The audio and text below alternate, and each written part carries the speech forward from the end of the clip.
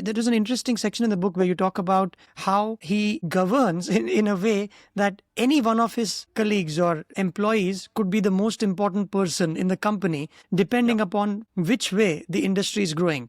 And that it's a flat hierarchy. There are no COOs and CXOs. There are, 40 VPs that report to him. And everybody has to contribute. It's not like a manager these days is expected only to supervise. But here, everybody has to get their hands dirty. And is that the culture then?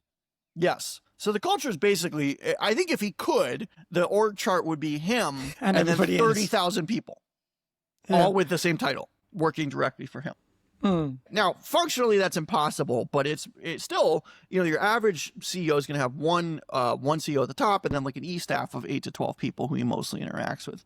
Jensen is like 60 E-staff. And so he's just like managed. Now, one way he's able to do that is his E-staff are superbly competent. Many of these people could be CEOs in their own way. So, he will go and give a fairly limited amount of instructions to one of his more capable managers and say, go do this. And that will be it. That guy will go away for 3 or 4 months and just come back with something finished later. He doesn't need to be constantly micromanaged. He trusts these people a lot. And because he creates such an intense work environment, they, I think, feel like they can't let this guy down. And they'll do anything to make it succeed or work. And also they know not to pester him and waste his time. So in this way, he's able to really manage far more people than the average person, say, I could, right? The other thing is he's just working nonstop every day, all the time. He's working 14, 15 hours. He basically works till he collapses from exhaustion each day.